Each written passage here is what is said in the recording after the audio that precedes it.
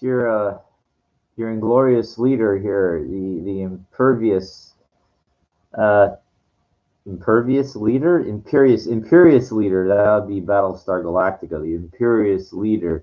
So I'm the impervious to pain, because that's what it is. What's that guy Sting. I'm sorry, the king of pain. Think about that. Think about it, king of pain. If you could take the pain, it's like that's really, isn't it? What that's what life is about. The taking the pain. It's really, each man has their own secret pain. So let's see. Do you know where that line comes from? Each man has their own secret pain. Think about that. It was if you know what that is, if you know what line that's coming from, you're very in tune to who I am. You know, it's very good. Hold on a second. We're having our tea here.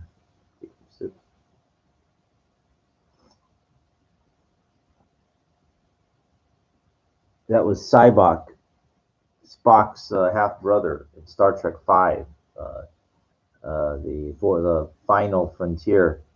I think the guy who played Cybok, Luck Luckenbill. I think his name was Bill Luckenbill or some actor. He never really became anything, but he's known for that movie. He played the Cybok. And it's really interesting because there was a scene, really good scene, as they're going to pass in the Great Barrier, and Cybok basically, you know, uh, brainwashes the crew of the Enterprise into following him, by somehow releasing their pain. And it was a really good scene. Like they're in some type of hall or something. I forget what it was, but it's a private quarters, and you've got Spock, McCoy, and Kirk. And what happens is first McCoy goes. And for some reason, he says, they don't believe it. They don't believe that what he can do. He says, well, show me. So they show like this private things that happened to these people in their lives that were very traumatizing events. And these traumatizing events, by the way, like he uses basically it against them. When McCoy, I remember, like, it shows him his dad. McCoy's like young or something, and you don't see him young, but you see his father, McCoy's dad, like really old. He's like bedridden, but he's like, barely alive, and he's on life support. And he tells his son, he goes, "Let me go, release, stop the pain, stop the pain." And what it does, McCoy basically turns off the life support so his dad can die, and it's like really traumatizing for him. But Cybok then, tells him, he goes, "You must release this pain. Let go of this pain. It's been holding you back." And so what it is, it's kind of like it's like a brainwashing thing that he uses against him. Then it's like Spock's turn to go, and Spock goes, and Kirk goes, "No, you don't have to do this." And he goes, "I'm not worried about it. I have no pain." And so everybody doesn't, what they don't realize is Spock is half human. And of course, everybody has something. We are not machines. We all have something um, that happened in our lives that either we're wish didn't happen, or wish could have done something different, or something you had no control over that happened. Um, and his was actually before it showed his. And he goes, "Captain, I think what we're witnessing here is my birth." So he was just being born, and so he's watching this, and as you know, Spock's mother is human, and his father, Sarek, is Vulcan. So he gives birth, and Sarek is holding the baby in his hand. And he's like shaking his head in disappointment. And the Spock of today, whatever today is watching this, from outside, and he's seeing it. And Sarek looks at his son. He goes, he looked so human, and it was like just oh my god, Spock was just like crushed. I mean, it was like really just could not believe that his dad would say something like that. It's like an ultimate slap in the face, put down kind of thing. So Spock just kind of like walked off, and Kirk goes, "Well, what have you done to my men? What have you done here?" And he goes, "I've done nothing." He goes, I showed them who they really are." And he goes, "So." He goes, "Now it's your turn." And he goes, "No, no, no, no, no. What do you mean?" And he goes, "I can help you." And he goes, "No, no, no, no. You don't understand. I need my pain. I don't need the. I need my pain. It defines us who we are as a person." And he tells McCoy, "He said, Doctor, you know you just can't wave it away with a magic wand." He goes, "I want my pain. I need my pain." And so he wouldn't do it. Kirk wouldn't go along with the thing. And so Cyborg goes, "Okay, so you guys, McCoy and Spock, you can come with me. Kirk, you have to stay here." And so Spock goes, "Sarek, I mean, Cyborg, I'm not the same brother like you left behind. It didn't work on him. It was like Spock saw beyond the charade. It didn't phase him." And Cyborg was kind of shocked. And then McCoy kind of like came out of the fog. He goes, "Well, I think you better count me out too." So it's like, wow, it wasn't enough. Like they were able to hold together as a unit, like as a team, that his like little brainwashing thing wouldn't work on them. It's really interesting. As much as that movie was kind of a farce, it wasn't well, it was one of the worst ones apparently, but that scene was really good. It just shows that, the importance of those characters. It's really, I liked five, so it's okay. Like the search for God, it was the whole thing. And they find this being, like this guy, and he goes, "Is this God?" And he goes, "What name? Many faces." And it shows all these faces of what people think, is God from all these cultures. And then you see like this man with this giant beard, just a face. He goes, "Is this God?" And like, yes, it is I. Like you bridged the barrier. And they go, "We've come far to meet you." He goes, "You're magnificent." It's like supposed to be. So he's saying basically these things that you would think that like the Almighty, all powerful, like the Creator of everything would say, like in your vision, in your mind, right? But then we find out what happens. He goes, "How did you get here?" And so like they didn't really focus on Kirk. I guarantee Kirk was thinking about that, like, well, why? Well, you're God, you're supposed to know everything, so why would you? He says, "Starship, it would carry my wisdom beyond the place." And excuse me, the Kirk goes, "Wait, what?" And the guy goes, "Who is this?" And he says, "Don't you know? Aren't you God?" And he goes, "Bring the ship closer." "Why do you need a ship? Why do you need my ship?" And, who is this? I'm Captain Kirk, Captain of the Enterprise. Aren't you God? Aren't you supposed to know everything? We find out it's not God, and he does like, so this kind of thing. It's lasers these guys, fries them, but he doesn't kill them. And so why is God angry? Why would he? Well, you're not the God. You're not the God of Shakari, because God vision you created. Now it's very interesting because now we could think about this. It doesn't say whoever that being was there. They didn't create everything. Like, so we don't know. It's a very interesting analogy, that this idea of God. Like you think of this being that's responsible for creating everything. So why, if that was the being, then why was he imprisoned on that planet? Like, he can't leave. It doesn't, a lot of things don't make sense. And why is it, if it's a he came from somewhere? So that means that a he had to have been born by a female. So where's the woman? Where's the mother of God? So the problem is, this whole charade, this whole farce of God being a man, like kind of thing. It doesn't make any sense. But you see, most people in their paltry mind they can't think of anything more creative or anything better. It doesn't make any sense, you know. Well, how did everything look? We already know, basically going down to like, a fraction of a second, how the universe was created, right? By the Big Bang. We know that already. So, sorry, I have to have my tea. I've been up a long time. Busy. I'll tell you what happened today. But you see, you're thinking like that a god, basically like a being, a human being, made the Big Bang happen. I mean, it doesn't make any sense. So, well, who created that being then? It doesn't. And they say, well, no, it always has been and always is. What God was. And so you don't. It just.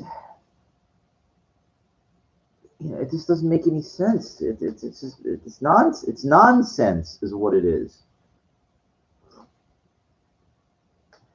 It's now. I mean, think, well, maybe it was these people. They were the creators, and they experimented. They said, okay, well, they put this thing, and that gave birth to the whole universe and everything. It was like their test, their experiment, or what they, I don't know, they want to try.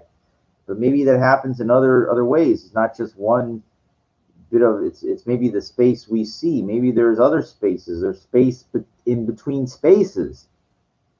It's a lot of stuff to contemplate. But most people, they can't. They got to go along with the dumb narrative. The Ten Commandments. The nonsense. It doesn't make any. It doesn't hold any water. It's nothing. I'm sorry. Like, I'm Jewish, but it's kind of a far fetched thing. This thing that you give power to this thing, this God created everything. It's like, well, you know I don't know.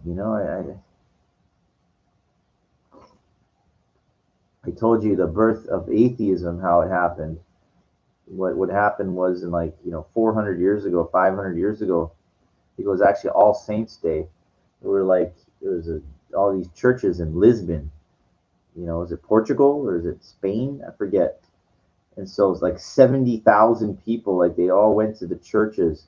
What happened was, that day, while they were all in the churches, one of the biggest earthquakes in recorded history happened, and it killed everybody inside of those churches. They all died when the churches collapsed on each other. So they said, well, how could God, that's all loving and all knowing, do this and kill all these people? And then the biggest tsunami in recorded history wiped out whatever was remaining there, whoever was alive, if they were. So that day, they said that year, the birth of atheism. Actually, that's how atheism started, because people didn't believe. They said God is all powerful and all loving, and they said, well, how is the God all loving kill all these people? Because it's not what you're thinking. Your mind has been in brainwashed of understanding, of no understanding.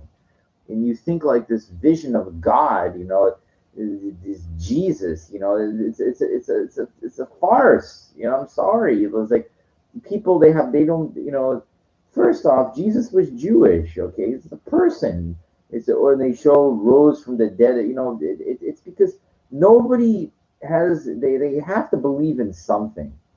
They can't believe, they don't understand, that probably everything that you're thinking is wrong. Okay, it just is, and you just can't accept that. Now, when I say everything is wrong, your vision of this supreme being, this God that created everything, it doesn't hold any water. It actually makes absolute no sense, because say if it's a being that had to be created by something.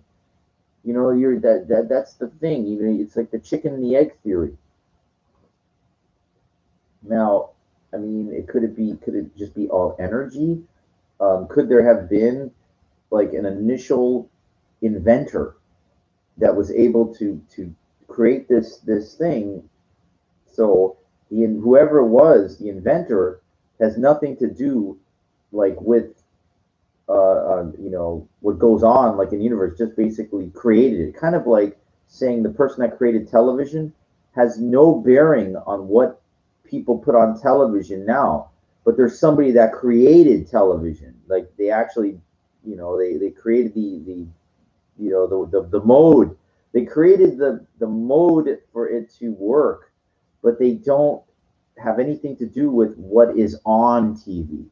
So maybe think about that. Maybe, God was, the creator, the initial creator, but has absolutely nothing to do with what has been created. Interesting, right? Well, then who created the creator? That's we don't know. We don't even know who the creator is. So like it's like we know who created television. It was a person. So that we know, that's. But again, they're kind of irrelevant because what happened was there were a couple people that were. There's not one person that's credited for creating television. There were a couple people.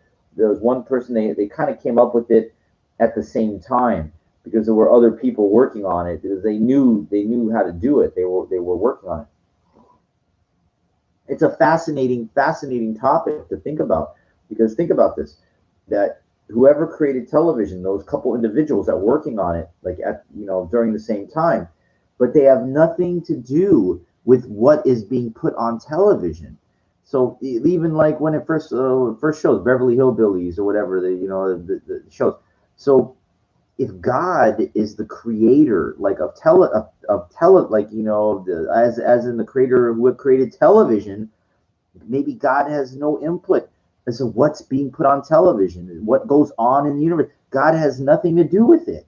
So it's just an interesting thing. There might have been like a creator, but we don't even know. Like we know who created television, but we don't know who God is. And maybe we're giving so much credit to this person that created television, created the universe, but really they're not that important. Like it's not that important.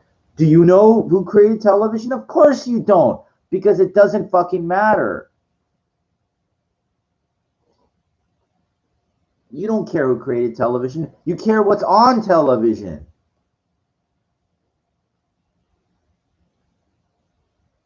Think about that. So it doesn't matter who God is. And you know what? Probably whoever created whoever this God that created this thing is probably amongst others. It's probably not one being or one person. It's probably others that work to create other like universes and stuff. Now, if it's one thing, it'd be interesting to know who that thing is and how they came to be or it came to be. If it's energy, how did that energy come to be? Like whatever it is. There's an answer for everything, though. It can all be explained. It has to be. But your problem is you're looking at it from like this generic old man or Jesus, whatever. That's nonsense. We call that bubbamances in Yiddish. It's bullshit. It's almost like believing in Captain America and Superman, and that's going to lead me to my topic.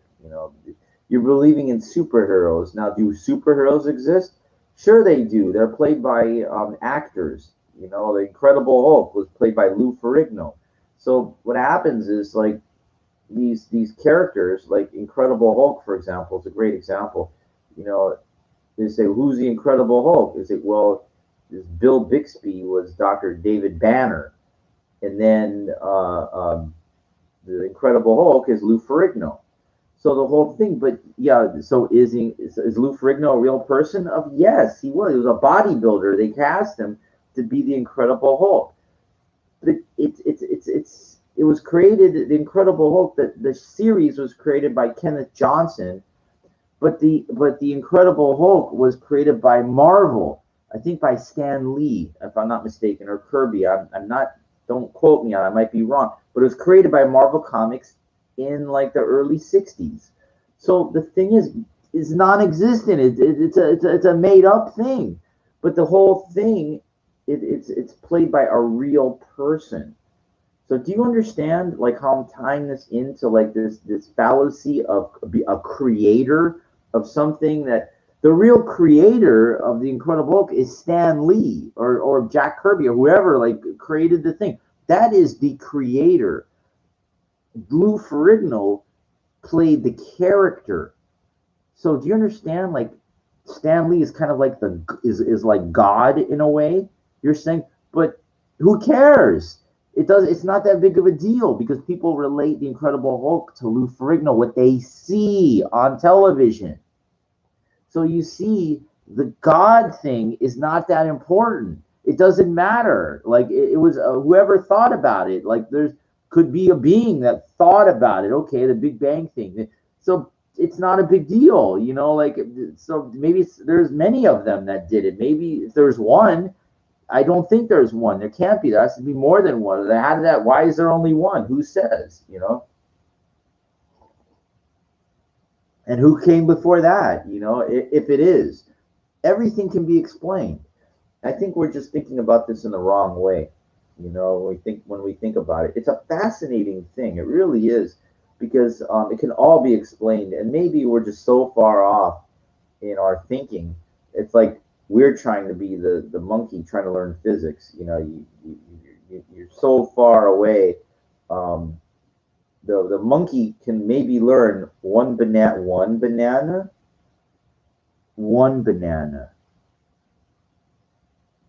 two. Monkey, huh? One banana, one banana, two. Now, do you understand that even that is like so like monkey would be, ooh, you know, it's like for that monkey to understand physics is so far beyond the one banana, two. It's like, and that's maybe our perception of trying to understand what God is like. It's so far beyond the Big Bang. It's like, you know, but I think we're making tremendous strides. But I think we're just so far away from any understanding of anything. Which leads me to the topic of tonight. So this episode is brought to you. I'm having the chai spice tea with a special ingredient because I've been up all day. I did go to a comic book convention today, um, at the Hollywood Palladium, which I don't think in all my years of living in Los Angeles I have ever been inside until today. It's a historic theater. They have, you know, events and things like that. But it just happened to be today was a this weekend is a Torpedo comic book convention. As you know, I've dealt in collectibles my whole life, and I just, you know, I had excess graded comic books I needed to liquidate, you know, get rid of a lot of stuff. Um, but as you know, the reason you know, the importance of why I started this channel is about meeting women. I mean, that's the basis for everything. So don't think that I'm going like I'm talking about, you know, God. I'm talking about comic books. I'm talking about Star Trek. Don't think I'm losing sight of the goal here. Okay, you don't everything is tied together when I do things. You know that that's the reason why I started this channel. So I went to the show and I knew there's going to be some hot chicks there. I know that now. I'm there focused on trying to sell my books, but I remember this one, you know, one chick walks by with this, and these guys go, well, you know, there's a place for that. He goes, and I said, yeah, you know what? I can do two things at once. You know, there's a place I wouldn't know. There's a time to meet them, time not. If they're here at the show, and I'm gonna go up and try to talk to women, I can sell comic books and talk to women at the same time. You know, it's not one or the other. I'm sorry, I'm not like you. Like I'm very open minded. Now I know, like, you know, making, you know, I had a couple $1,000s worth of books there, you know, like that I want to sell. But look, man, I'm not stupid, you know. Like if I see what I like, it's Warrior's gonna try. Okay, I don't give a fuck. Sorry. And there was one that was to my liking. She was really good. She walked by. She was with this other kind of little guy, and I just was like, damn it, I didn't want to run after it. You have to understand, you know, when you're in this, it was a relatively small show. Um, it's kind of like I love to approach casually. Um, you don't want to become like threatening, not threatening, but like what's the right word? Like nonchalant, predatory. It's just not a good. It has to be done properly, okay? Because again, we're all wearing masks in there too. It's not a conducive meeting environment or anything. So you're trying to you're fighting societal norms, is what I talk about. That I call it societal norms, the normal way of what people are thinking and everything. And of course, you do anything different and weird, it creates a lot of attention to you. I have generally good taste. The women that I'm attracted to, every guy's gonna look at. Yeah, this woman, she was short, very very. She was good. And now what happened was the guy she was with, I guess they were going up to some dealer. I sold all my books, and I saw her again. I said, "Now's my chance. Now's my chance." So what I did was I positioned myself to where she was behind, to her side, like so. And she was wearing a small backpack, so I made some comment, and she was very, very friendly to me. And I said, "Wow, you're just adorable."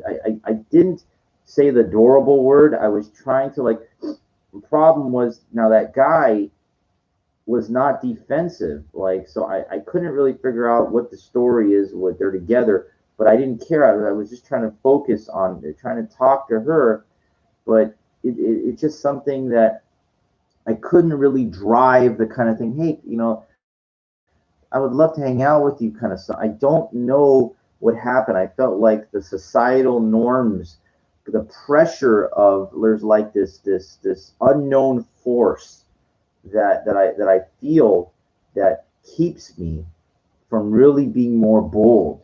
Like I don't know, fear of the guy, saying, "Hey, wait, what's wrong with you? Can't you see that she's with me?" kind of thing. And then I get defensive. I go, "Well, no, I can't take it." All of a sudden, I become combative and defensive.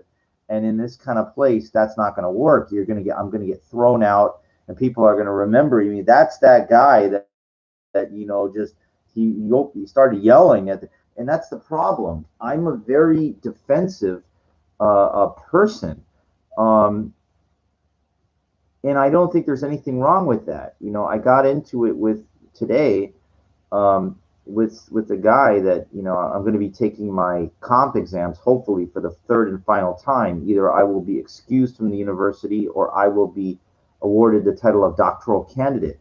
And the problem, this guy, he was asking me questions. What do you do for a living? I said, what is that to you? Nothing. I'm unemployed. What are you asking me personal questions? What does that have to do with you being on my chair? Said, well, I just want to get to know you better. And I said, well, you know what? You can know all you want about me, but I'm gonna decide what I'm gonna tell you. And and then he was like, he's not prepared for somebody like me. Problem is, I'm on yellow alert all the time, so you're not going to try to. And he tried to throw some curveballs at me, and I deflected him. Like he said, dude, you think talking to me like, because well, I have a PhD, and I don't give a fuck what you have. You're not gonna fucking try to one up me and tell me that dude, you're up against a machine that's too strong. I got that McMahon's entrance theme, WW, but you're trying to get in. They use a lot of these guys. See, tactical lawyers are really good. What they do is they try to weasel around and use word trickery to try to get you to open up and define, characterize your weaknesses, um, in order to try to find flaws in your story. They did that with that poor kid, that Jimmy Safechuck, who he said that Michael blew him in the was sucking his dick or whatever, in the train station at Neverland Valley. But and then he goes, well, yeah, I think it was around 98 or something. And then the lawyer goes, "No, it wasn't even built in 98. It was built in 90. It was built till 2001." So, you see, the lawyer, they try to go after. It doesn't negate the fact he was 7 years old. How does he fucking know what year it was? He doesn't remember. That's all he knows. He said, I remember having this guy is sucking my fucking dick, like, so, the problem is the lawyers try to find a hole in the story, but the real reality is more than likely these kids are telling the truth. I mean, it's a sad thing. And then the Michael people all run to his defense.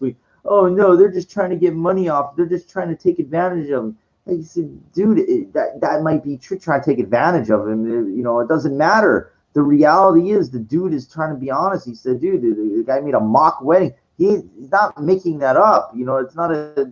If you listen to the sincerity of these people, what they're telling you, it's more than likely it's true. And the saddest thing is people don't want to see the truth. They don't want to see what's behind the curtain, okay? And the problem is that leaving Neverland, guess what? The curtain was fucking opened, okay? It was more than that's what happens. That's in life, that's what happens eventually. If enough time goes by, the veil of secrecy is unveiled generally with things. I mean, and then what happens is the people are so shocked by it, they don't want to believe it, and then they become defensive. And that's what happened. Those Michael fans, dude, I worshiped Michael Jackson. You don't understand. But the problem is that doesn't make me narrow-minded. Those people that stand out there with this, we love Michael, they're narrow-minded. They're narrow-minded. They don't understand that the dude had all these kids over for a fucking reason. I told you, if you have a cock and you have balls, you're gonna get horny.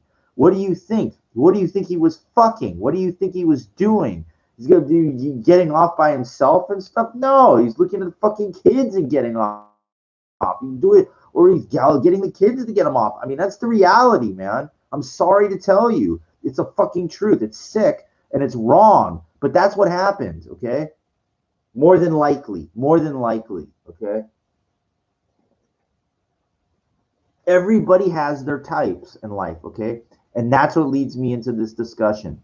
When I went to that comic book, I saw a woman that was my type, and the problem is that if they're with somebody, it makes it very awkward. You don't know if they're married, you don't know if they're friend, you don't know. Look around West Hollywood, you don't fucking know, and you don't know anywhere. And the problem is, if you really aggressively pursue a woman that you like with somebody else, especially somebody of a man, a male, guys can be very, defense. I just hate that.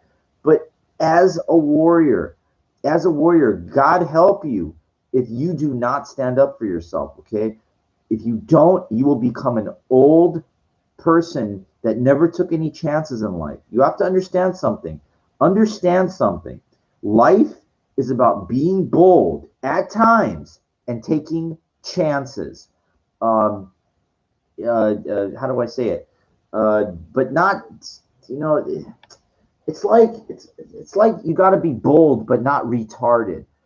Being retarded bold is like jumping off a bridge, like and you're gonna without a until you're gonna die. Like it's a stupid bold, that's a dumb bold. Seeing the woman that you like really have attracted to, and you see she's with a guy, not trying, then you're not being bold, okay? Because what do you think he's gonna do? Well, you watch movies, and what you see in the movies is this guy, well, I'll kick your fucking ass. You see that in the movies. That's the problem. That's not reality. That's the fucking movies, okay? And what happens is that television movies that all brainwashes you and tells you, don't do it, don't do it, don't do it. And see, that's what happens. And guess what it does? It fucking pulls you down. It pulls you down from having any cojones in life. It pulls you down from taking any risks in life. It pulls you down from becoming like a real man, becoming like, taking chances in life. So you know what? If you go up and then the guy goes, hey, look, we're married and stuff like that. And I go, hey, I'm sorry. You must have tried one time. Make a joke out of it. But the thing is, the society, basically, there's no law that says you can't fucking try. Do you understand what I'm saying? Listen, remember what I said. There's no law. Remember that, okay? If you remember anything about what I said in this episode, just fucking remember that social conditioning and way people think about you is like kind of controlling you. And that's wrong, okay? I mean, it's fucking wrong. You know, people are scared to stick their neck out there because they're scared what other sheep are going to think about them. They're scared that they're going to look different, odd, strange, weird, abnormal. Look, I'm a victim of it too. I'm a fucking victim of it too. But you know what? You have to crack through that social brainwashing that's keeping you from probably becoming anything in life. From because if you're not bold and you don't take chances and you're not assertive and you're not like even kind of borderline aggressive too, that I'll address that word in a second. But if you're not doing anything, guess what you are? You're never gonna get nothing. You're waiting for some perfect it's never gonna manifest. Believe me, I'm not far from 50 years old, and I can tell you, waiting for this dream perfect occasion to happen, it's never gonna fucking happen. That girl that I gave my card to that said she would call me, she never did. It's just lies. It's just fucking lies. You know, you have to like really go after it. And when a woman says, instead of giving your card or getting a phone number, you have to say, look, I really want to make plans to be with you. Getting your phone number is not enough. You have to like push hard because I told you about this. In order to get something, they have to give something up. And most women are not going to do it. Their needs are met. You understand? If you have good taste like me, the women get what they want. They don't, you know, you have to, if you don't show you're different, guess what you are? You're part of the 100 and not the 300 like in the Spartans thing. Forget it. Don't even think about that. You're 100 of the sheep, man. You're nothing. And if they talk to you for a second, maybe they're just making themselves feel good. But you're not gonna fuck them. You're not gonna fuck those beautiful women. You're not gonna get laid. You're gonna be like, you're not gonna get. And that's the problem. It's you're up against like this societal norms thing. I told you, I saw two women that were, and I almost approached one that was with a guy, but again, so societal norms beat me. You know, it was just a very awkward. I started second guessing myself. I was so focused selling my comics. You know, self sabotage. And after I sold all my comics, you know, that I still didn't try. So I let society beat me. Um, and I'm sorry, you know, I felt like I let myself down. I let you down. Um, it's fucking hard. It's like you kind of you think to take one step forward, but then you take 10 steps back. You know, it's like you constantly have to remind yourself that it's like victory favors the bold in life. Now, again, unfortunately, what's going to happen is you're going to be bold, and what's going to happen is they're going to verbally come at you like this, okay? Verbally.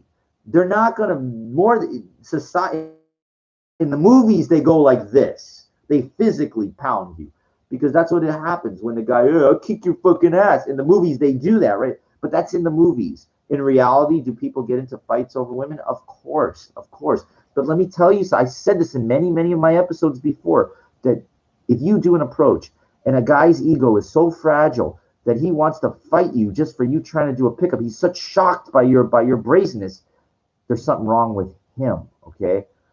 You can go up to any woman, listen to me very carefully, and put this in your fucking mind and say it to yourself 10,000 times if it's what it takes. You can go up to any woman respectfully, tell her how beautiful you think she is, and try to hit on her. It is not illegal, okay? I said respectfully, okay? And that's what I'm gonna fucking keep doing, okay? Now, guys will get defensive, whatever, like that. If they're like that, look, I'll tell you a story. Here, I'll tell you a fucking story. And this, you know what, my buddy, I hate. I'm not gonna say his name because his ego is so fucking fragile. He tells me I'm gonna get stabbed and I'm gonna get shot. But here, I'll tell you a fucking story about him, okay? We'll call him HK. How's that? Okay. So one of my mentors. His name is HK. Okay, and he's married for like 40 years, or he's coming up on 40 years, right? So he goes with his wife to a baseball card convention, and there's Joe DiMaggio. Okay, so when he was alive. So my friend's getting like an autograph from Joe DiMaggio, and Joe DiMaggio looks at my friend's wife and goes, oh, you are captivating or something like that, right? So, but he said it like he said something like he was trying to hit on her. Okay. Now, my friend that told me that I shouldn't try to talk to fucking women that are with other guys for the fear that I'm going to get stabbed and I'm going to get fucking shot. But meanwhile, it's okay for Joe DiMaggio to hit on his wife, and he didn't stand up for it. Okay. So, you know what I have to say about situations like that? This. Okay. You tell my fucking friend that you're allowed, okay? I don't give a fuck. You don't have to be Joe DiMaggio, okay? Now I know Joe DiMaggio is Joe DiMaggio, is Marilyn Monroe, but let me tell you something. You need to stop. People need to stop fucking putting celebrities on fucking pedestals, okay? Because the problem is, you people out there, you sheep, have made the celebrities way up here, and then you've made yourself way, way, way down here, okay? And I will not accept. I will not fucking oblige by it. Okay. Look, I have to admit too. When I see somebody that's famous that I know, they are. It's just we put them. We have ruined our society by allowing these people to be up here. I told you, there's three types of people in society. There's the people that talk about celebrities, gossip. The lowest level of people, which you are generally. There's the people that talk about current events, what's going on in the world, a little bit better. And then there's your top tier people, which are your inventors, your creators, your doers in your life and everything that don't fucking worry about any of this lower level shit. Okay.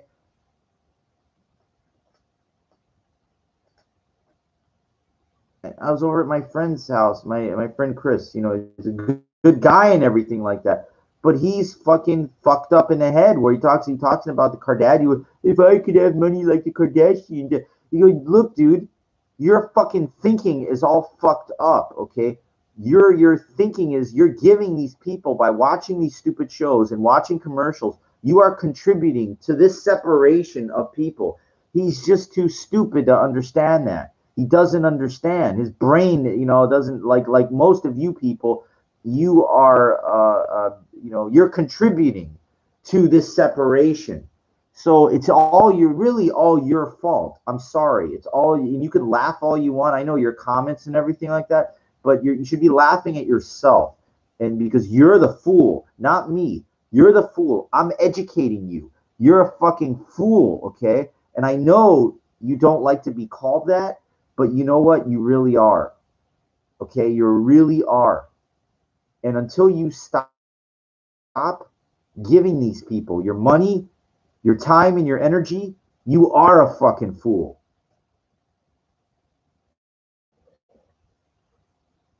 The only reason I even know about these people is because it's been pushed on us, shoved down our fucking throat. Everybody knows about it, okay? And that's all fucking media pressure is what it is, all right? It's fucking media pressure, all right? And you are allowing that to control fucking your life and everything, all right? It does. It's done very surreptitiously and creatively, okay? I'll tell you how it's done. You don't have to fucking watch Entertainment Tonight or anything like that. I listen to the fucking news, right? Like the radio, just to get the top, headlines of the day. And then they throw in one of these dumb celebrity fucking things. I said, well, I don't give a fuck about that. I want to know what's going on in the world. You gotta look at the cover of People magazine, and they show fucking the dumb fucking Jennifer Lopez with that Affleck guy. It's like that's people. That's really what's important in our society. You don't understand. Jennifer Lopez, it would be nothing if she wasn't worth like $100 million. Okay, she would be nothing. Do you understand something? It's not that she's like a good-looking Latino woman. It's that she's Jennifer Lopez. That is the wealth that people are talking. That the power, the wealth. That's what's important. She didn't fucking do anything in acting. She never did anything revolutionary and everything. She played a fucking woman that died, the Selena that got murdered. What happened? She just a lucky. She got it. She was a lucky actress, young actress that got a chance because of a Mexican pop girl that woman that got murdered, and she just happened to be in the right thing. She got an opportunity. It's not like Stallone that actually wrote a fucking script, a story, like that's more, look, I give credit for credit, man, not for fucking things that are just because some woman looks like something or some woman's decent looking. I mean, come on, you know how many beautiful Latino women there are out there like that? They're way better looking than Jennifer Lopez that could be acting and stuff like that.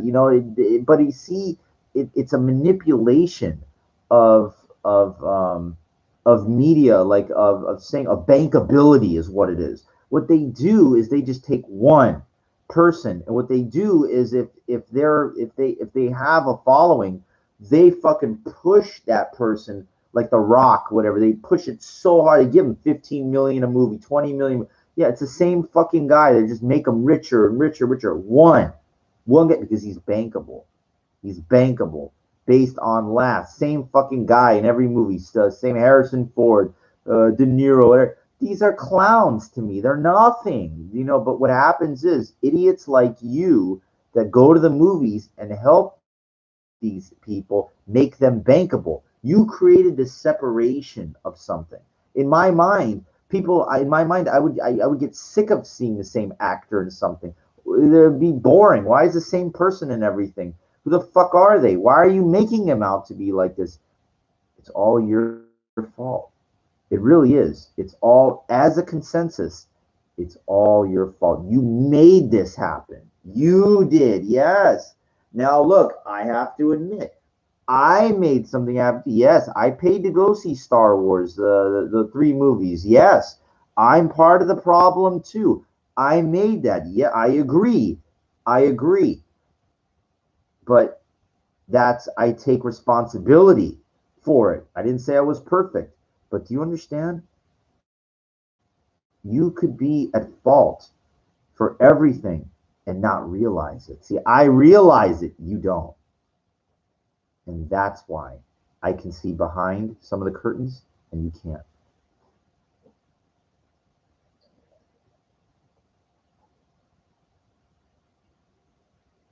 That's called being enlightened.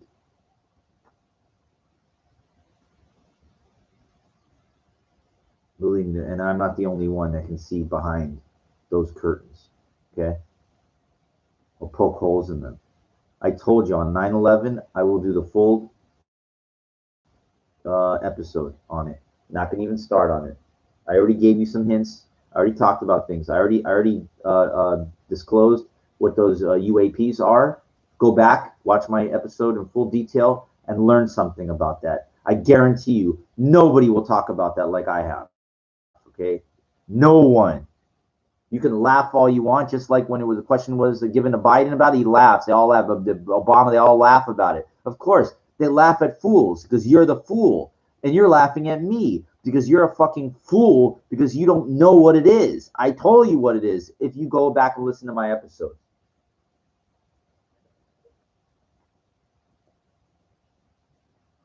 I own my failures. Okay, I don't laugh at them. I own them, and I admit my faults. That's what makes me better than you. Okay, I'm sorry. It's like a real the fucking idiot that I talked to, this doctor that was contemplating being on my committee till he chickened out. He just couldn't handle my you called it aggressiveness. I call it assertiveness. This is not aggressive. This is assertive and passion. Okay, don't mistake. Do not mistake what you think is me being aggressive and me. This is called passion, okay? And it's something not a lot of people have. When I went to the gym today, I got fucking passion, man. I worked my ass off in there. Nobody can fucking match me. Nobody. And I'm not saying that to brag. I'm saying that because I fucking have passion, man, for what I do. I'm just not living to breathe like most people do. Well, you know what most people do in the gym? Here, I'll show you. Watch.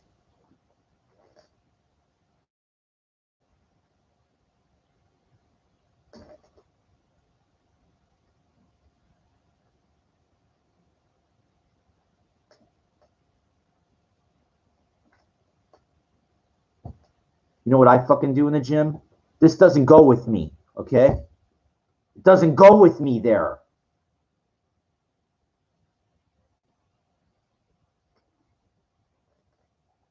It never has, not once, ever.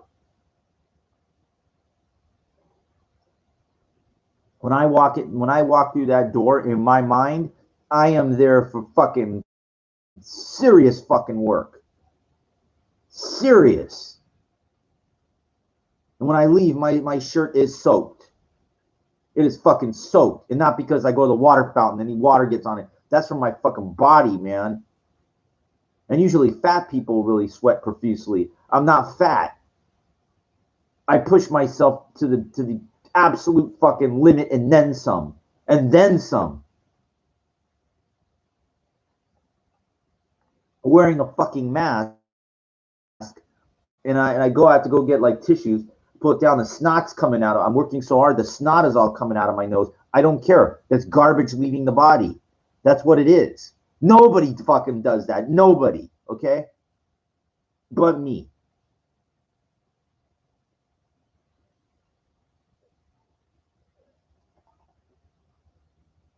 And you know what? The problem is we're such a superficial society that, you know, I mean, I'm going to say this the nicest way I can. I don't know if the gay guys are all teaming up or something. They know, like, whoever has AIDS, and what they do is they get them anabolic steroids. They get them shit that's meant for AIDS patients or whatever, and they're all juicing, right? So what happens is the anabolics, the shit works. So they take fucking, if they're not shooting, you know, test growth or whatever, or any, I don't know, synthol or whatever the fuck, Winstrol, whatever, or they're taking anabolics, you know, fucking, you know, anything 17 alpha alkylate or whatever, pills or whatever like that. Don't expect you to know any of that because I know all this shit. Don't have to use it. I just know. So, you know, what it does, the shit fucking works, right? So these guys, they blow up. I mean, you know, you look, you don't have, if you're on, you know, serious shit, and that's all you did was like 10 push-ups a day, you would look fucking huge, okay? The gear works, okay? That's the thing. The hardcore anabolics. I met a guy in a market one time, this young guy, like he had a Gold's Gym shirt. A guy was pretty jacked. I go, dude, so he says, I haven't seen the inside of a gym in years, what he said. Okay? There's your answer right there. So let me tell you something. These guys that are, you know, the problem, the illusion, the superficial illusion is, you know, I don't look like nothing, right? But it doesn't matter. I mean, there's nobody, I don't care how many steroids the fucking guys take. If they don't know, they're not going to be able to match my intensity. There's no fucking way. Now that you're going to create this illusion of this incredible muscular body, but guys don't even know how to work out. You know, there's nothing there. And then what happens is the second they stop taking, guess what? It's like pulling the fucking air out of a tire. Okay? That's what happens.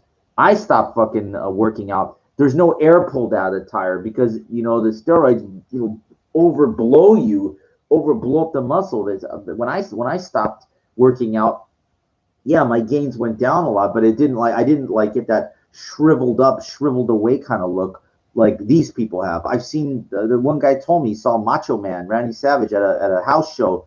You know, he died years ago, but you know, he was off cycle completely. He looked like a shriveled up old man. That's what somebody told me. Saw him at a fucking show. Now, when he was on, even when he was, if you look, he wasn't super huge or anything like that. He did blow up for the Spider-Man movie. You know, I know he got jacked for that. And I think he was trying to make a comeback or something. But what happened was, dude, his fucking heart's couldn't handle that shit. Look what happened to Eddie Guerrero. You know, same thing. Guy's 5'6". You know, look at the fucking size. He blew up, and then what happened was his fucking heart gave out. You're not meant to be. You know, those anabolics are so fucking strong that, you know, now some guys like John Cena, more than likely, he's been shooting growth for years and years and years. Like, you know, there's a price to pay for all that kind of shit. But, you know, beautiful. I mean, I got to admit, yeah, like a lot of people said, you know, McMahon saw him and said, that's my poster boy. That's what I want to do. That's what I see. The 6'6", 240, which basically Arnold was. And, you know, today in modern time, you know, Arnold was known as the Austrian oak. I mean, it was like, wow, but today 240 at 6'1" is not like unbelievable or anything like that. But let me tell you something. I've stood next to John Cena, and it's like, Jesus. I mean, 6'1", 240, solid like that with gear. It's pretty scary looking. I mean, it doesn't sound like it's a lot, but it fucking is.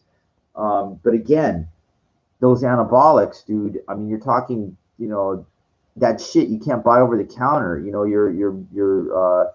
really fucking with your endocrinology system. And the problem is, it sends a bad message because every kid wanted to be like, they go, the thing is, I want to be like that. And then the reality is, when they find out, I call it the enlightenment, when they find out exactly what you have to do to look like that, you're rolling the dice. You're fucking with your natural body, and there's a price to pay for that. There always is. You could live a long life, but you could live an awful life. Didn't what's his name? Superstar Billy Graham said, "I didn't use steroids. I abused steroids." And the guy walks with a fucking cane. I think he was walking with a cane before he was 50 because of the damage that the steroids do. Yeah, the ring can fuck you up as well, but the real culprit is the anabolics. You're not understanding, the power of the shit. I mean, Frank Zane even, was like about 200 pounds. He looked like great. It was incredible. But dude was on a lot of shit. Look at what he looks like now. He looks like a cross country runner. That's what basically he would look like without the steroids. I mean, you're talking about, this shit is very, very highly powerful shit.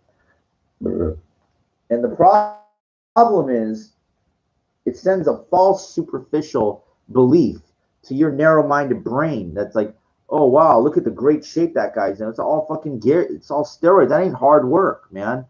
I mean, what I do in the gym is fucking hard ass work, but it's real, And I'd rather be real than be one of these fake phonies that like most of these gays are in my gym. No offense to them, but I'm just telling you. Like they think like they're fooling me, but they're not. They're taking anabolics, and they're just, they're like on the phone and everything like that. And they're looking in the mirror, and everything. And that's not what a real a warrior and a real person is. I don't need to tell these people that. I don't need to, because I know what they are. They're nothing. I mean, they're cream puffs. And they're not impressing me. They're not in the slightest. In my mind, I'm a real. I was a real, when I was a bodybuilder. I was a real iron warrior. Okay, I mean, at my little size, I mean, I'm fucking, like throwing around 100-pound dumbbells. I mean, I'm working my ass off. And these guys, they're just standing around looking at other guys. That's what they're there to do. I don't know why they're even there. I wish there was a place like Metroflex, like in Ronnie Coleman, used to train, a real like dusty kind of like gym, a real fucking hardcore facility, like where there's like a fan going and everything, but dude, there's no TVs in there, no fucking pretty fucking place. It's a place where you can work, and that's the problem. Los Angeles is a pussy. Gyms are real, like there's real. I'm sorry to say this, but I don't care about your criticisms, but it's full of like what I call just it's full of pussies, and I mean no disrespect to the old people like that. Hey, if you're like an old person just trying to stay active, I give you this, okay? I give you this for going to the gym and trying to move your body. But if you're like a 25, these people 25, 35 or whatever like that, they're busy looking in the mirror, and they're looking in, like how they're busy on the phone. You're a fucking pussy, fucking nothing. You're a cream puff. You're just getting in my way of like a real iron warrior that's there to work. And I'm sorry, that's what 90-some%, if not more, of these people that are there. They're there because they don't know where else to go. So they take like the steroids, and they'll just go to these fucking gyms, just trying to meet other guys, the other gays, and they take one look at me, and they know that I am not of their ilk. Now again, I have no hatred toward them, but I have no hatred toward anybody. But the thing is, I am there to fucking work. And when I work, it is scary, okay? I fucking make noise. I fucking sweat my ass off. I push my body to the limit. I hit that fucking bag like I want to fucking kill it, okay? And that bag makes fucking noise. When I fucking hit it, these people these more, some of these idiots, they put down a placemat about this far away from one of these heavy bags. Dude, are you a fucking idiot? I can fucking move that fucking 200-300 pound bag with my kick or my fucking punch. I mean, I'm not there to fuck around. My sweat will go on you. These idiots don't even understand that. They're sitting there thinking like that I don't know what they're not thinking is what they're doing. They're just fucking sitting there and they're not doing fucking anything. And I don't understand why, to me, they shouldn't be allowed in. Like, to me, a gym is like, in my mind, like a gym is a place, to fucking, to really work. Like, you know how people, when they go to work a job, they don't fuck, you can't fuck around because your boss is going to say, hey, you're fucking around, you're gone, you're out of here. In my mind, it's like the gym is like my job. Like when I go in there, it's like I'm my own boss and saying, hey, no time to fuck around here. And the problem is 99% of the people that go to the gym, they're there to fuck around.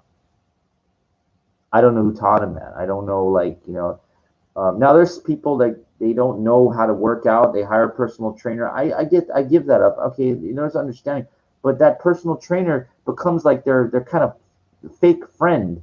Oh, you're going over the weekend. You're taking a trip somewhere. I overhear this because I have big ears. So what happens is I can't like I hear this nonsense and I say to myself, what the fuck is this? My friend goes, it's called good bedside manner is what it's called. I call it just a waste of time. Like why are you even here then? If you're not here to work, why? To me, like, you shouldn't be allowed. To me, like a gym membership, it should be something like you have to like prove yourself. Like it shouldn't just be about allowing anybody in. You should have to like earn the right to be there. And what I mean by that is like you should have to earn the right through your focus and your dedication. Like it should be like a privilege instead of just taking your money kind of thing. You should have to say, hey, this person is allowed to work out here because they're very focused and they're serious. Like kind of like applying to a university. Like you have to apply kind of thing. They don't just let you in. That's what I feel like places should be in life. Like you shouldn't be allowed into any place. Like I'm sorry. Like I've got my own views on things. The way I see the world according to Warrior Junior. There should be kind of like a social like a status thing, like these clubs that are like private and everything like that. I think like okay, it should be private, but not private for like I just feel like skill is underrated. Like if you can show me like something different about you, it should give you more credit than an average person. If you have a skill, a talent, or something, you should be rewarded for it. Unfortunately, it's not. It's like we give credit to like these dumb actors or these singers and stuff like that. That why they're promoted. Why are you like it's I don't know. It's just kind of stupid. Like this Beyonce, she's just I know why they made it because they took the light skinned black woman like out of the Destiny's Child. See, you're not fooling me. I know they took the pretty one, and they pushed her. I know why things happen, and the problem is that nobody wants to hear the reality of it. They want to live in a fantasy world of this kind of the bullshit that exists, and it's not true. I mean, you're being sold a lie, man. And you're paying and making these rich people mega rich, and they ain't fucking giving you nothing. You're eating crumbs, and they're eating buffets. Doesn't that agitate you? Doesn't it agitate you like that Kobe Bryant or whatever, $80 million, or LeBron James when God rest Kobe Bryant, he's a great basketball player, but like LeBron James, whatever, he getting $1 billion. Doesn't that agitate you that he's getting $1 billion and you have nothing? Don't you feel like you're a fool in a way? Like you've made these people super rich, like and you're an idiot, you're broke. You know, compared to that, doesn't it bother you? Don't you think it's the game is rigged for just this handful of people? Don't you understand? You're contributing. Don't you wish those people were brought all the way down and you were brought up? Don't you get it? But you don't get it because your head is in the sand and you're a sheep. But you see, my head is not in the sand and I'm not a sheep. What I'm doing is I'm poking holes in the curtain of lies to show you. I'm unveiling the truth to you and you're laughing. You know why you're laughing? Because you're a fool. That's why you're laughing. You're laughing because you're eating crumbs. Okay?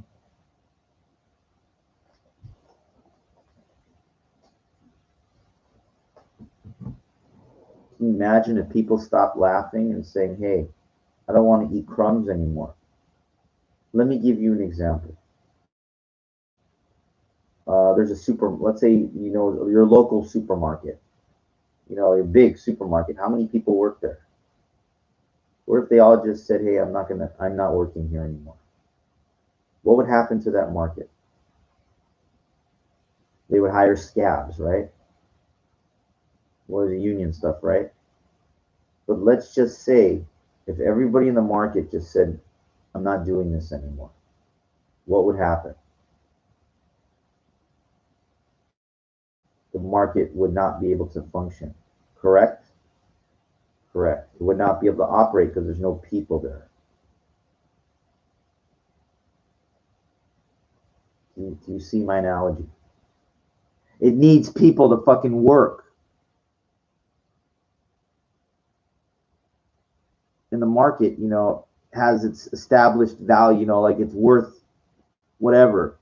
The corporation, let's just say Vons, is owned by Safeway and Albertsons. It's one big conglomerate monopoly. So what if everybody in the fucking market just didn't show up in all the markets? How would the market work? Would the market run? It wouldn't. What would happen to the value of the market? It would come down.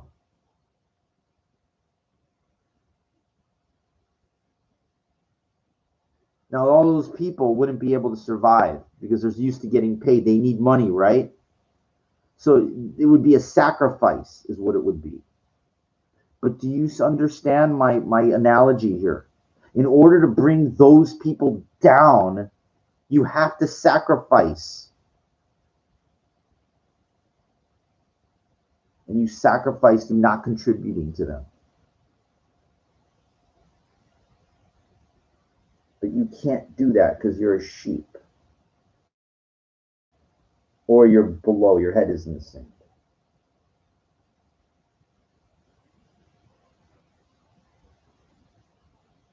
Because you can't see behind the curtain like I can. I don't have to be at that level to see behind the curtain.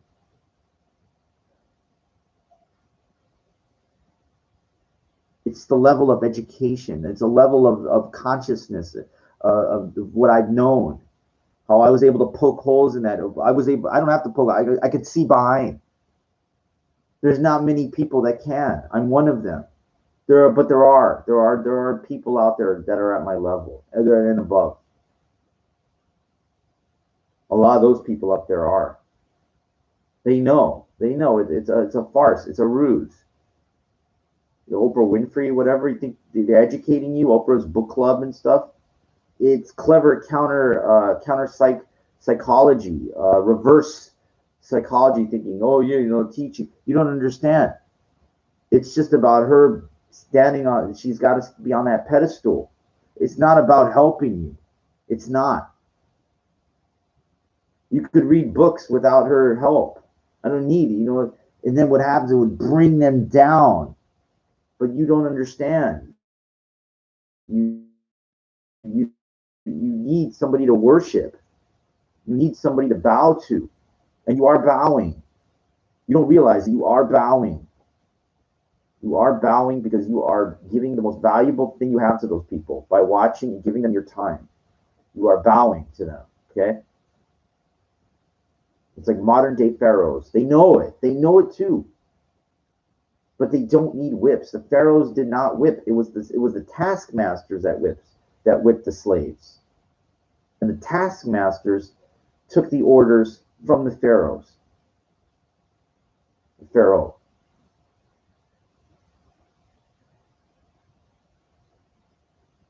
And the taskmasters is basically like your manager if you work in a market.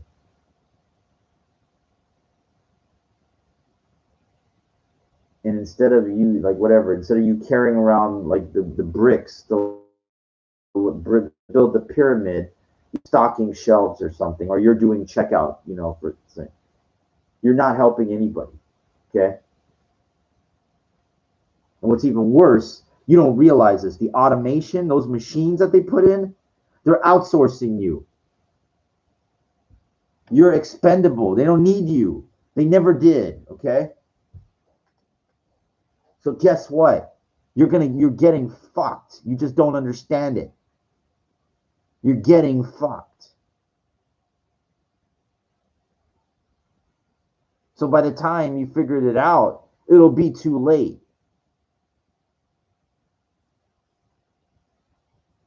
And people should never. They shouldn't even have showed up and said, "No, fuck no, I'm not gonna go work at a market. I'm not gonna fucking make the corporation rich and I get crumbs."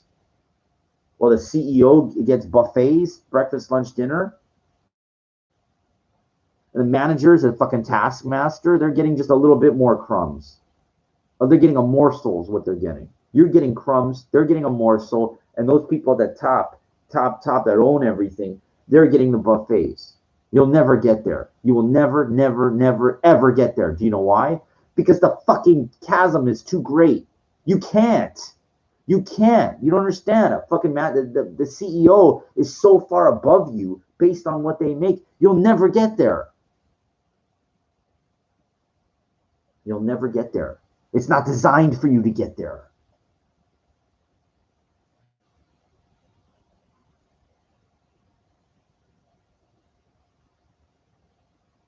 You just don't understand what you've done. The sheep, what they've done. The people with the head in their sand and the sheep, what they've done. They've ruined everything. How did I ruin everything? Because you let it get out of hand. You let it get out of hand.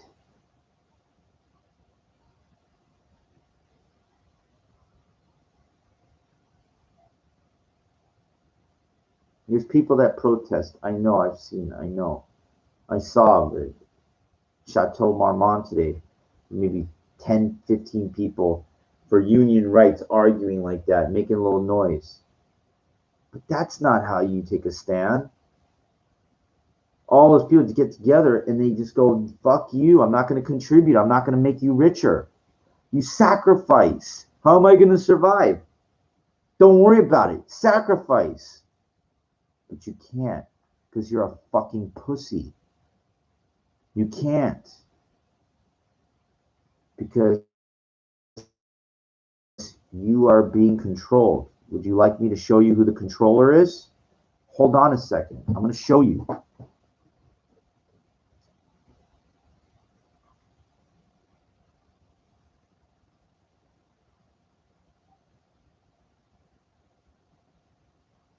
Hold on. Important. Now, remember we were talking about God? Now, this is very important, okay? Remember, I talked about this. The pyramid on the back of the dollar says, "In God we trust," correct? So this is the controller, okay? You don't understand. It's not a person. So in a way, it's like, the controller doesn't need to be a person to control everything, but it is the controller. Because everything involves this.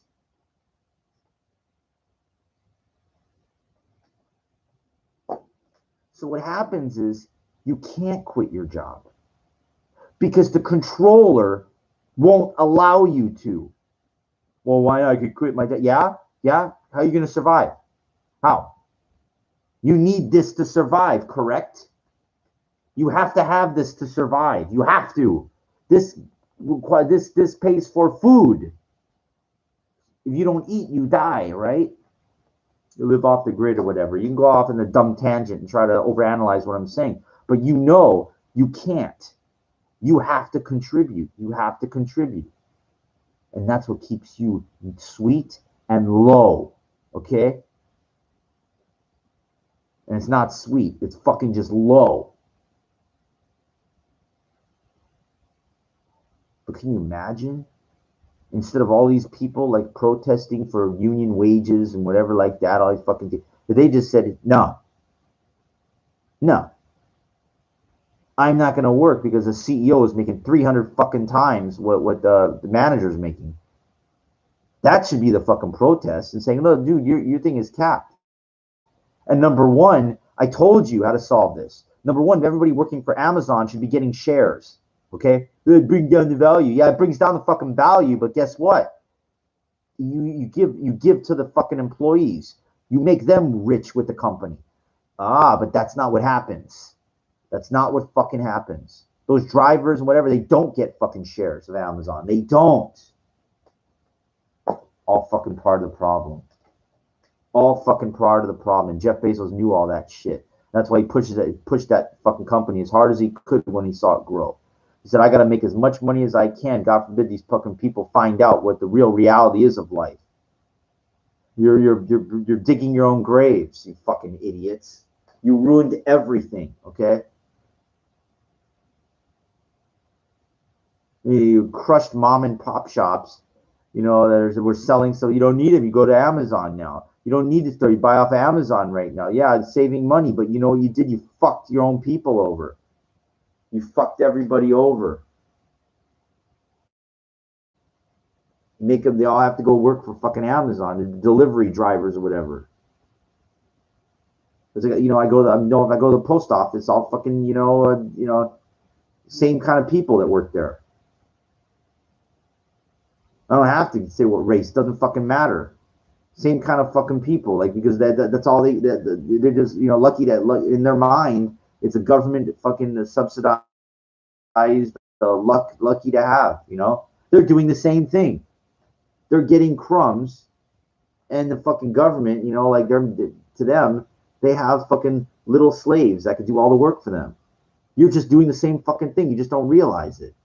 And you're sacrificing the one thing that you have. The only thing you have is your time and your energy. That's all you have.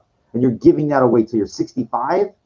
What good are you at 65? You're fucking old already. What are you going to fucking do with that? And then you're going to enjoy your life at 65? Yeah, if you live long enough, you get to 65. But you're going to sacrifice all the best years you have being a fucking slave just so you can get some fucking retirement money? And that's what it is. It's 21st century slavery, okay? And that's exactly why that this is on the back of the fucking dollar, okay? It's to make sure you know that you are a fucking little pyramid slave builder, okay? You can argue up and down, left and right. I'm right and you're wrong if you argue with me on that. It's 100% true. 100 fucking percent. This controls everything, and it always will.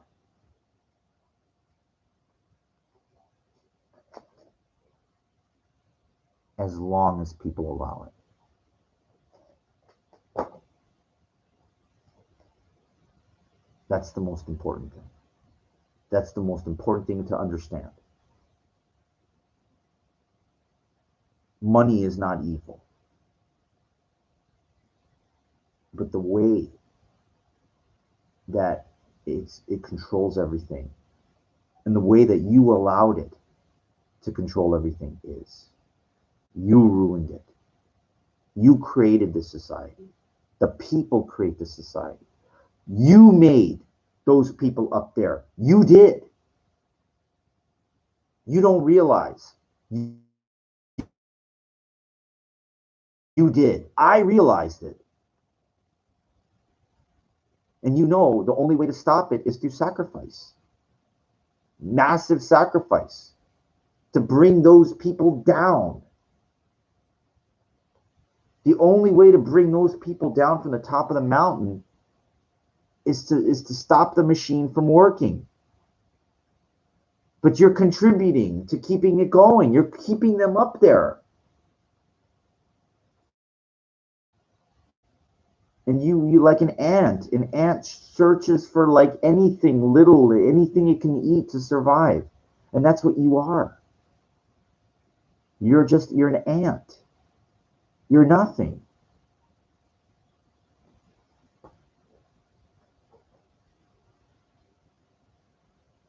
Is that what it is? I mean, is that like the right way to be?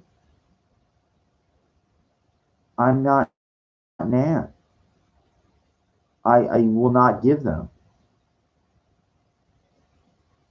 Can you imagine if people thought the way that I did? Those people wouldn't be up there. You know where they would be? Closer to here. That's socialism. I know it's not socialism. It's not socialism. What it's called is monetary equality, is what it would be. It would be monetary equality.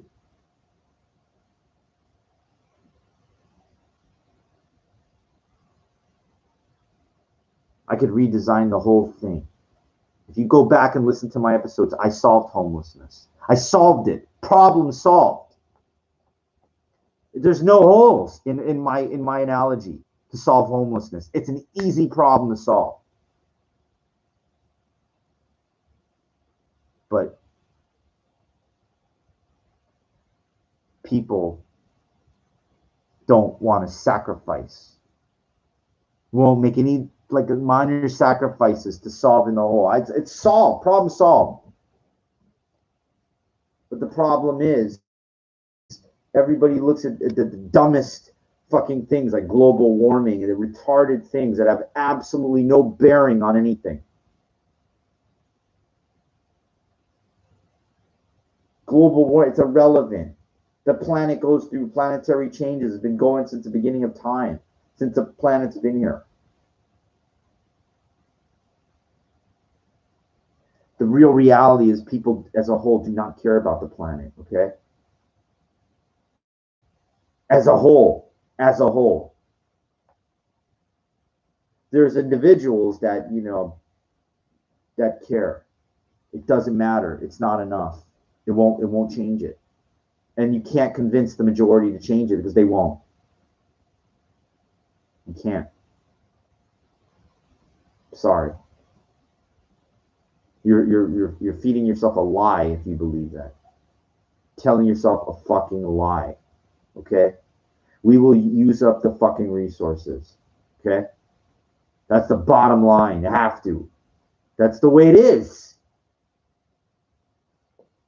Now, perhaps COVID was engineered to slow that from happening through slowing down the reproduction process of people meeting.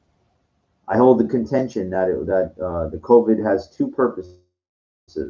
Number one, it's the vaccine is designed to create possible infertility in men and women.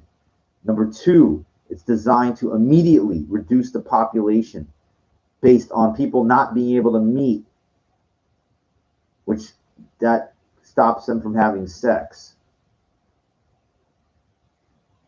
The masks,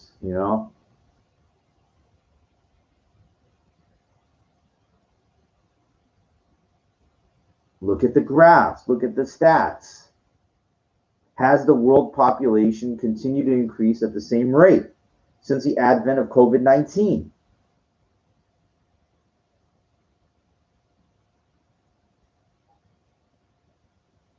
We still don't know. We don't have definitive research on the implications of fertility in men and women because the vaccine is relatively new. But I can 100% guarantee you there'll be something There has to be. There's no microchips in there. That's not, they want you looking that way. It's actually this way.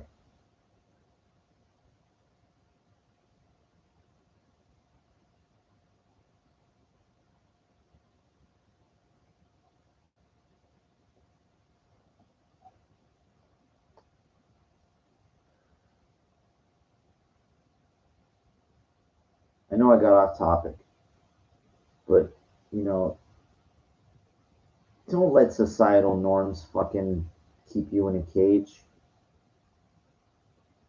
You know, they do. It's one of the most challenging things you will ever fucking face if you're a single guy like me. Is allowing society to beat you to your knees and keep you there. It will. Nobody wants, they show you, oh, it's great to have the spotlight on you. In some cases, when you're, I don't know, famous trying to become an actor or something, you want the attention. Most average people do not want the attention. They don't want the spotlight put on them because they don't have the skills to stand, they're going to look like a fool no matter what you do. I don't care, if you're not really good at something and the spotlight comes on you, what's going to happen? You're going to look like an idiot.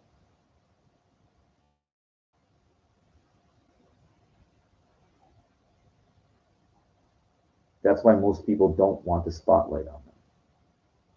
And when you try to do something a little different in life, you're going to get the spotlight put on you. And there's no barricades like in the WWE or the whatever from people criticizing, laughing at you, making fun of you. I was in the market today in the morning and I was getting some bananas. And there's the checker, and then there's this woman that bags the groceries. So I was having trouble with my card. I needed to put it in again. I forget what the checker said. But the woman that was bag, I said, no bag. I carry it. The woman bagging the groceries said something in Spanish to her, and I could tell it was a criticism or something. I don't speak fluent Spanish, but I know a couple words. Something about me. I could, because I know the context of the language without understanding and speaking it fluently. So the checker was trying to be nice to me. At the same time, the woman bagging the groceries was trying to throw a smart ass comment about me. So I got two different things coming at me at once. Now, do you understand why I ignore all the sheep? Because I can't deal, I can't fucking, it's like she's telling me this and then I'm hearing this from that. So you know what I do? I basically treat, I pretend they're irrelevant, all of them, everything. So that way I don't have to filter out this, because that's too much to filter out, things. If I just completely put up a wall for all those people, then I don't have to deal with any of them. And guess what that makes you look like? A fucking asshole, of course. To a sheep or somebody with their head in the sand. That's what another woman that works at another market I go to, called me. You come in here and you act like a real jerk. That's her perception.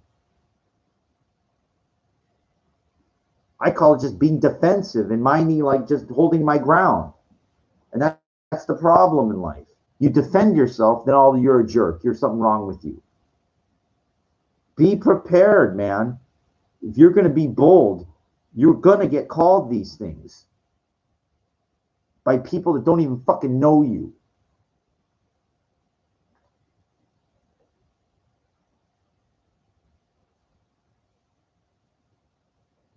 But you can't, most people can't handle that. They can't. That's what separates a warrior from somebody like you, somebody like with your head in the sand or up their ass.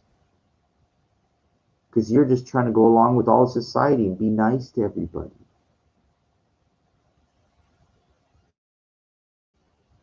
Why do you have to be nice? I didn't say be mean. Why can't you just be you? I'm direct and I'm assertive. And the problem is, when I come off direct and assertive, I'm a jerk.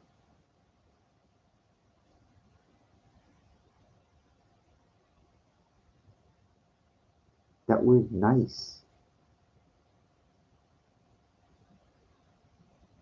is bullshit.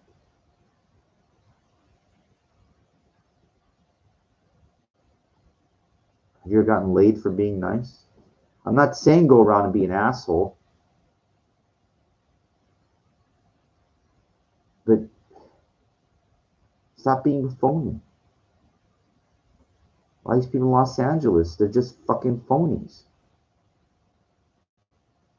They're so worried about, they get all, worried about what everybody thinks looking at them, what they think. Does it really fucking matter? You know how many women I see walk by me, they dress up really, and I look at them and they're like this. They're shocked that I'm looking. I said, what are you so shocked for? What the hell's wrong with you? I don't say that. But what's wrong with you? They're not used to somebody like me. And to me, that should be something truly special.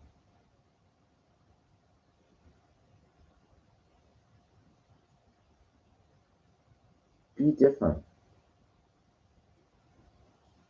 You know what Steve Jobs said, think different? I say be different. Be different. Whatever it is.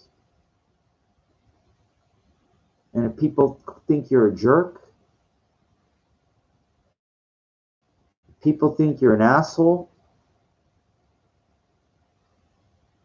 don't do what everybody wants you to do for no reason.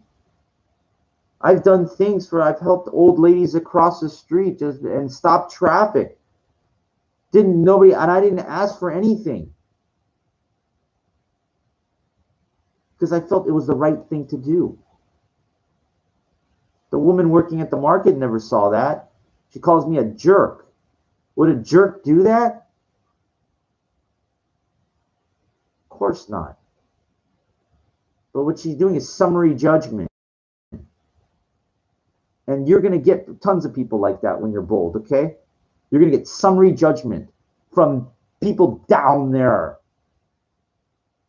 The people down. The criticizers.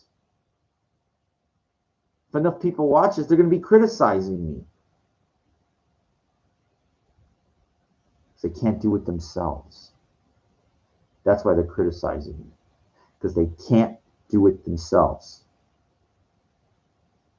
They go along with societal norms. They go along with taking it up the ass. They go along with being a little schleprock. They go along with this being part of the problem, not part of the solution. They know it too. And if they don't know it, I'm telling them that. If you listen to this episode, you listen to it clearly.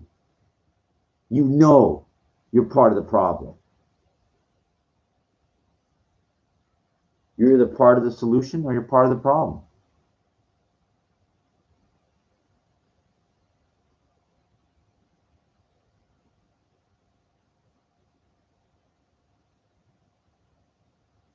People fucking greedy.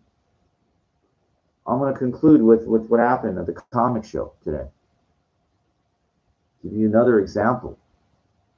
Fucking greedy people.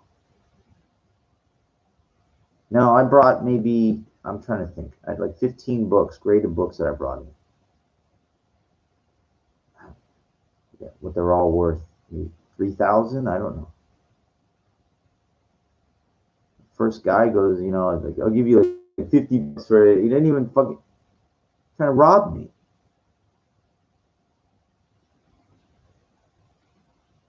Greedy fucking pig.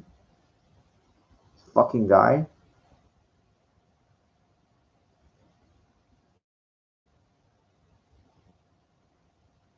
And one guy that wanted pretty much buying everything off me, he was being fair. It's his business. I was looking up to, okay, well, this is what this one sold for. It's probably, he upped his price, kept upping it. It was fair.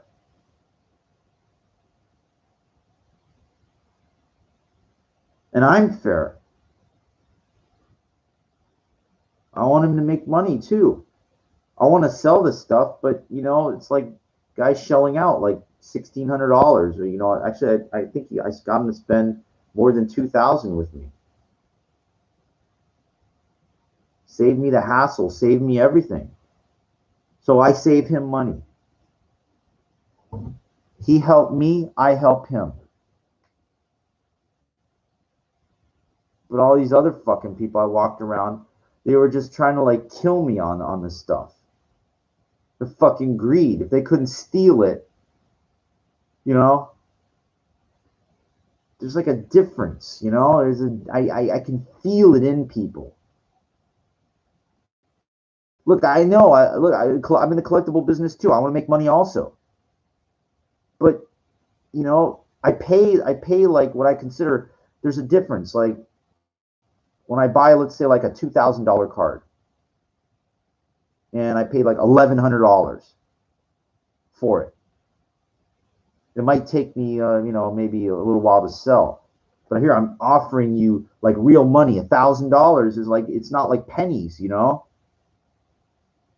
But these dickwads, a lot of these people, they're offering me like nothing.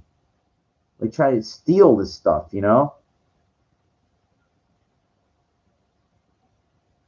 Just about all of them, except that one guy. No, okay, there was another guy that he was a little fair on one of the books too.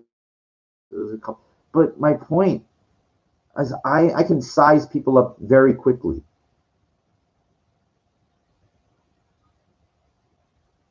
And you have to understand, it's like you got to be willing to give a little in order to get. And none of those people were willing to give except that guy. I sold him like $500 books worth of books first, and then he priced out the last 10 books I had. And he goes, "Go shop around, see if you can get more. If you can, take it. If not, I'm here." And guess what? I went right back to that guy. He wound up getting just about everything off of me because of his attitude and his thing. Not just his attitude, but his fair offer. He helped me out. It was like over $2,000. I got helping me, save me the hassle, the aggravation, and everything. Might have been a little low, but you know what? It was fine. Just like I bought this one card that was a $2,000 card I got for like 1,100. It's kind of fair. It's kind of the same thing. Like that's how this business works. But you don't $50 a book try to kill me on fucking that. That's ridiculous.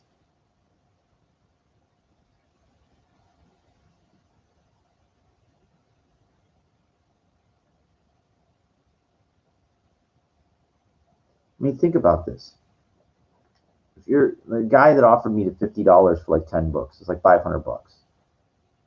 I got such a bad taste in my mouth from that guy. I would never bring that guy anything ever again based on just who he is, like with that mentality. But that guy, that other guy, I'm not going to promote his store, but I in Sacramento or something, but I know what it is. I know what it is. I want to remember him. Just like at Long Beach Coin Show, I remember I was there one time, and the last guy wound up buying everything off me. he had to get a loan, you know, borrow like 20. He goes, I got to go get 30,000. I sold the guy $23,000 worth of commemorative gold coins. He bought them all off me. And I took his card. And I remember, you know, people that work with you, I remember these things. But most people are not like that. Most people are fucking greedy, selfish fucking pigs. They gotta kill you. They gotta get it for nothing. To rob you, steal it from you. You know why?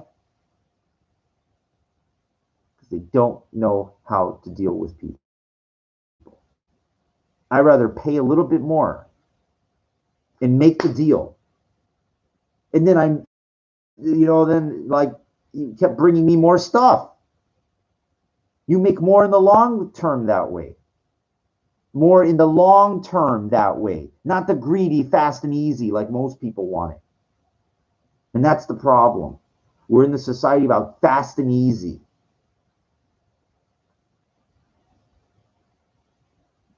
There is no fast and easy. Until you get that through your fucking head and stop going along with everything. I said one thing to that guy that bought all those books off me. I said, I am the most patient person you will ever meet during unpatient times. I'm the most patient person during unpatient times. Because I fucking go against it. Was it X-Files Fight the Future kind of thing? Yeah. I got no problem with using a computer. I control it. It does not control me.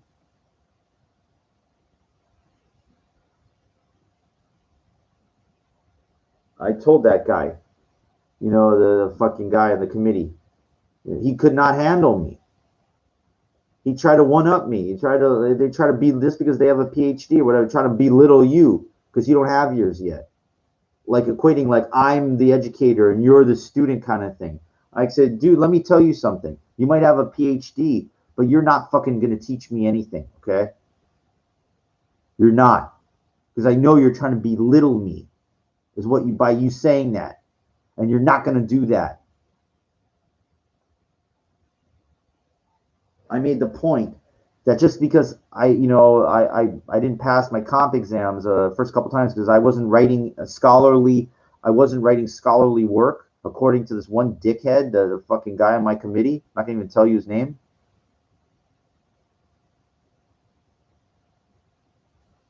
That doesn't mean that you can't be a good professor just because you don't write scholarly. It's about your communication skills towards students. It's more important. But these fucking idiots came up with this thing called a dissertation and thinking, well, you got to be able to come up with a problem and draft a solution that's never been done before. Why? Why? Why does it have to be a brand new like idea? Something you never ever came up with. Why? Who says? Because it's bullshit, okay? Just because you write scholarly doesn't mean you would be a good professor, okay? You might have elements in there. I understand that. But if you can't communicate, how the fuck are the students going to understand you? I've seen plenty of these fucking boneheads. They have fucking doctorate degrees. I can't understand a word they're fucking saying.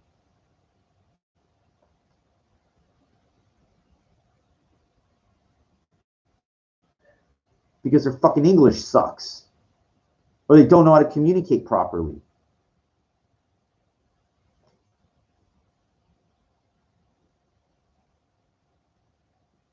Doctorate degree in education, whatever, it's completely overrated. It doesn't guarantee you a fucking job. I told this to that guy on my committee. It doesn't guarantee you a career. It's an overrated title. I'm very sorry. It's cute to have, but think about how much time you got to put in to get that doctor fucking degree. And you can go in and fucking apply for a million fucking jobs and see if it fucking gets you it. I've got 4 college degrees, 4 in succession order, leading up to an EDS degree, which is fucking dumb fuck didn't even know what that is. And he holds a PhD in education. You don't even know what an EDS is?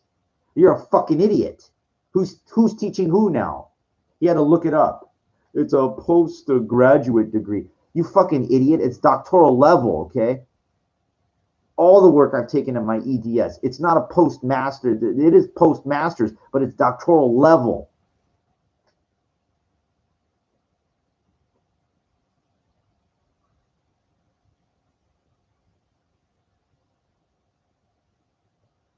Sorry, it's just I'm passionate. I'm passionate about what I believe in. I'm passionate for what I believe in, and it comes off like aggressive, but it's not. It's assertive because it's backed up. I don't use. I haven't used. I use profanity some, but not when I was talking to him on the phone. He was worried I was going to start using profanity, but no. I have respect for people when it's warranted, but I did not use any profanity because it wasn't necessary. And that's the problem. People try to they try to categorize you, size you up in something. And the problem is when they couldn't put me in a category, he had to call me like you're being really aggressive with me. What does that mean? I call it being direct. I call it being bold. I call it being assertive. I call it being passionate. You call it fucking being aggressive. That's bullshit. That's fucking bull. Aggressive. Was it obsessed is a word that the lazy used to describe the dedicated.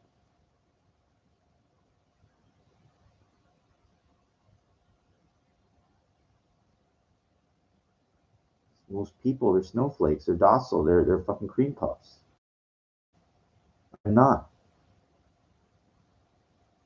And you know what? I watch like these boot camps. People being indoctrinated into the military. I think that's too hard. Like, I don't understand the point of yelling at somebody in their face. Like, I think that's like harassment in my mind. Like, I think the way like over 12 weeks to groom a soldier is to you invite them all there, right?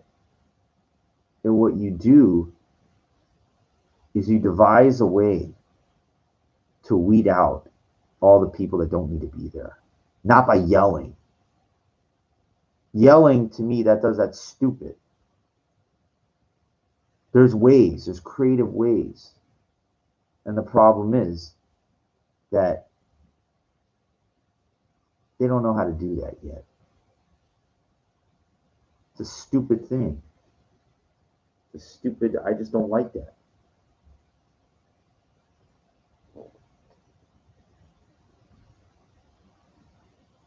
I mean, does your boss yell at you? It's not allowed. So why is it allowed in the military?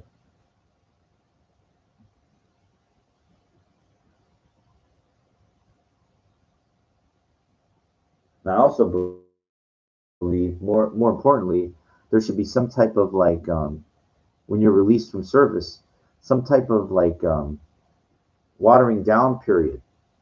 From the shit that you've done there, like indoctrinated to kind of help you rejoin society or something.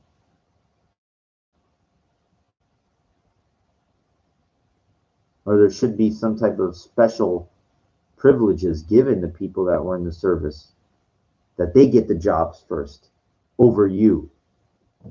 Or people that went to college, earned advanced degrees, they get the job first over you. But society doesn't work that way.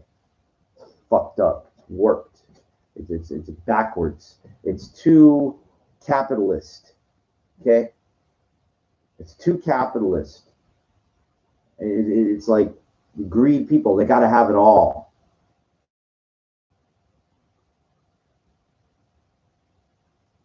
Backwards. It's backwards. The entertainment business, it's backwards. It shouldn't be given the same fucking people 15 million, 20 million. Shouldn't give them anything. It should be based on talent and spread out. There should be tons of opportunity for everybody. And there isn't. There isn't. There isn't.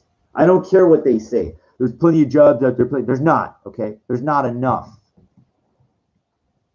There's not enough opportunity to become successful, okay? There's not enough.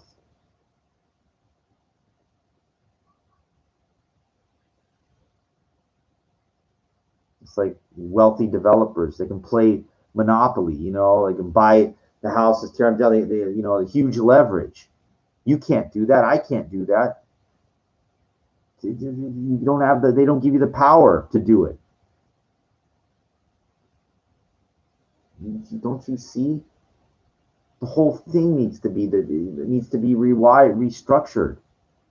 The government, it should be all changed and capped to help people that need an opportunity to move ahead.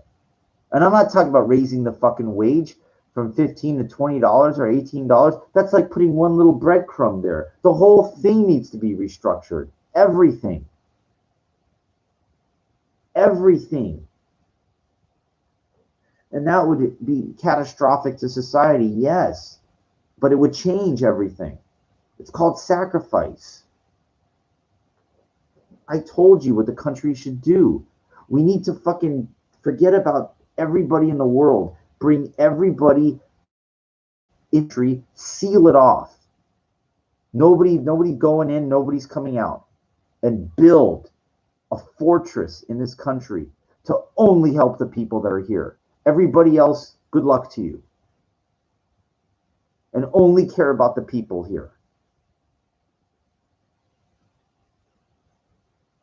The only reason for military would be to defend the borders. If anybody tries to come in, they're eliminated. We don't go, we don't have any business anywhere because we're too busy defending our own property. Kind of like the Spartans did. You come in here, we'll kill you. But unfortunately, America doesn't work that way. We allowed this thing to get out of hand. Because we're going and we're creating wars to take other people's resources. Who's bullying who? It's not right. I'm proud to be an American, but why can't we just just build and don't worry about anybody else? Fuck them. That's how you fuck people, by just worrying about yourself. Well, we need all the oil then we can't then. That's the problem. You don't understand. I see behind the curtain. You don't. That's why I know exactly why 9/11 happened. I know the whole, everything about it.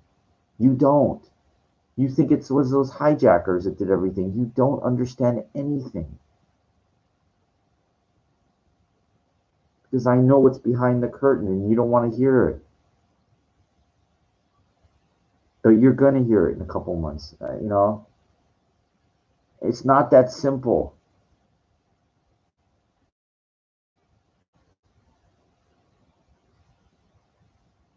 It's not that simple because your understanding is flawed.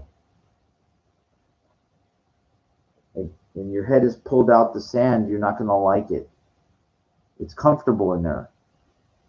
You know, a sheep that goes along with her, that's all it knows. But if the sheep goes off course, it's go, oh shit. That's what I'm going to do. I'm going to start pulling you off course. I'm going to pull your heads out of the sand, and you're not going to like it. But you're going to see. I'm going to poke holes in the screen. You're going to start understanding the way everything works and why you ruined it. In your own little way, you ruined everything. Through your contributions, you ruined society, our society.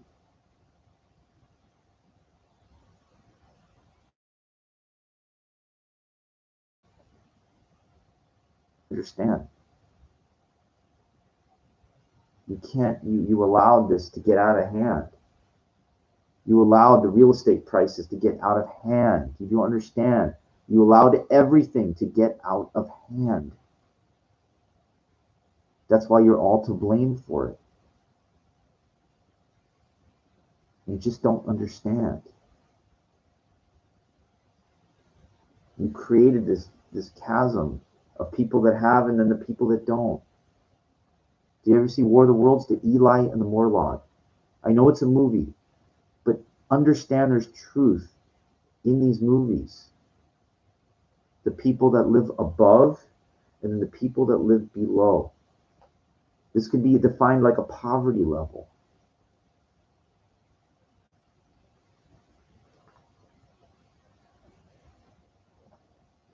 Remember what I said. This controls everything. Okay? Controls everything.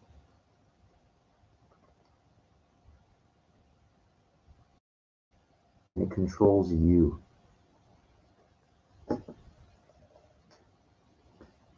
As long as you allow it. Change, your thinking. It'll change your life. You change life, it will change the dynamic of why things happen.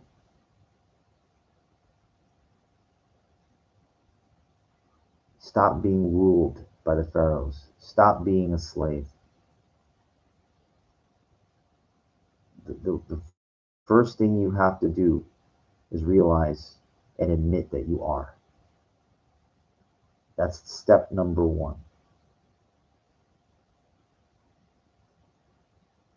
Once you understand that, then come to the realization that you will never build anyone's pyramid for them. That's step two. That's one of the hardest things for somebody to do. Because the ant needs its crumbs.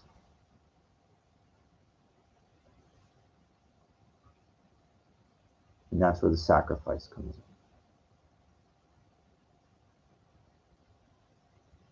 If enough people made it to step number two,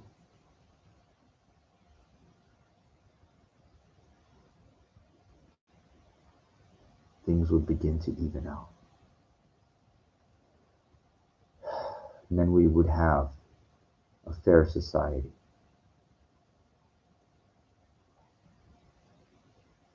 It will never be fair until things begin to even out. And it will never even out in the direction that it's going.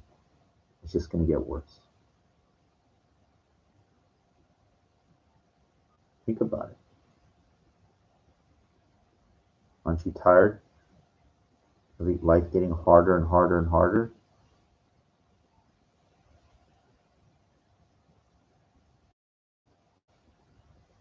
Anyway, I hope you enjoyed this one. Warrior Junior will keep fighting for you.